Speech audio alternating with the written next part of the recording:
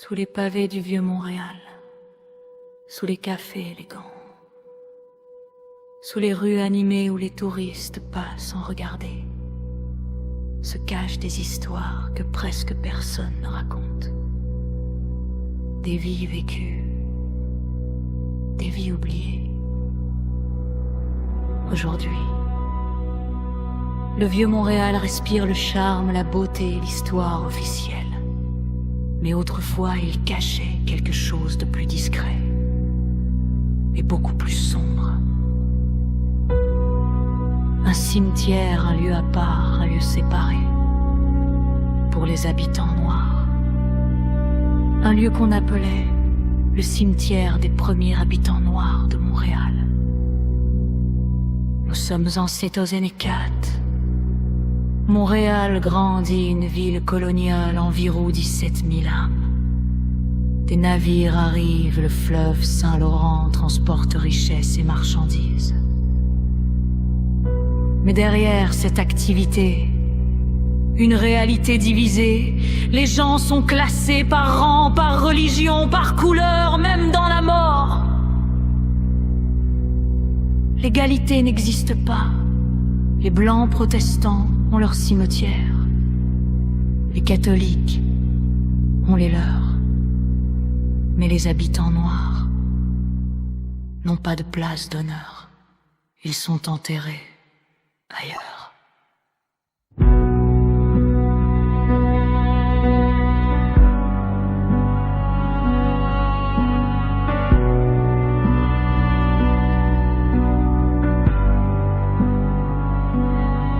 Début des années 1100, un angle des rues Saint-Jacques et Saint-Pierre. Il existe un cimetière, petit, discret, presque invisible. Les tombes sont simples, parfois sans pierre, souvent sans nom. Les traces disparaissent vite, mais les corps restent. C'est ici que reposent les membres de la première communauté noire de Montréal. Un lieu réel, un lieu oublié. Qui étaient-ils? Des hommes, des femmes, des enfants, des personnes esclaves ou affranchies, des travailleurs, des domestiques, des dockers, des parents, des familles. Ils vivaient ici, ils respiraient la même ville, mais leurs noms n'ont presque jamais été écrits.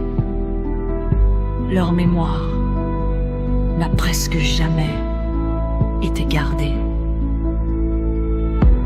Montréal change, l'industrialisation avance, la ville construit, la ville transforme, et à cet endroit précis, quelque chose apparaît, un bâtiment, le mécanique s'institute, un centre pour apprendre, pour bâtir, pour avancer, mais sous ces fondations, que reste-t-il?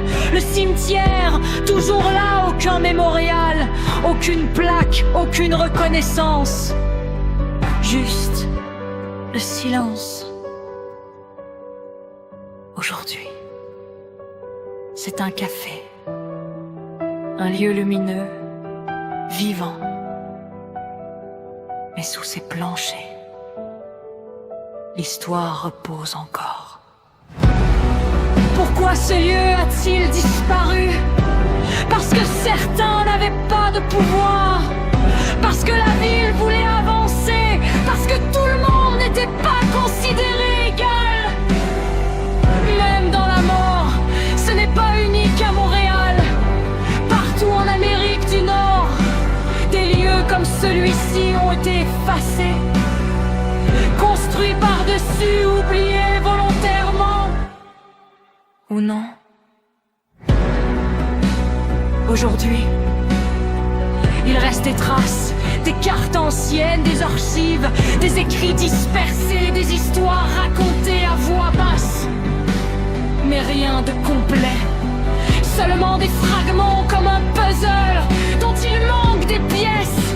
Ils n'étaient pas célèbres, ils n'étaient pas riches, mais ils existaient, ils travaillaient, ils aimaient, ils survivaient. Et quand ils mouraient, ils étaient séparés, pas oubliés à l'époque, mais effacés plus tard. cette époque, d'autres communautés vivaient la même réalité. Des lieux séparés, des sépultures marginalisées. Une société construite en hiérarchie et malgré tout, ces communautés ont contribué à la ville, à sa culture, à sa survie. Aujourd'hui, le vieux Montréal raconte son histoire. Mais pas toutes, certains noms manquent. Certains lieux sont invisibles. Oh,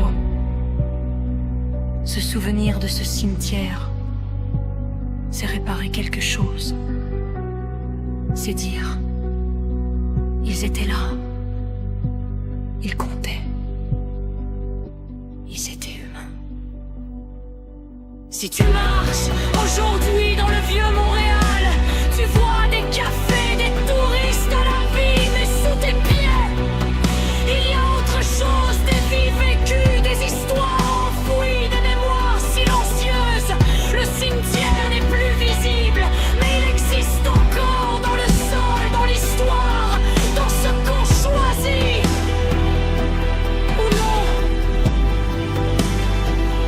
de se rappeler.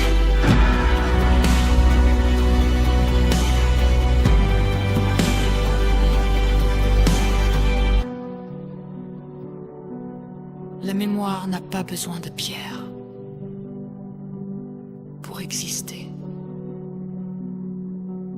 Elle attend simplement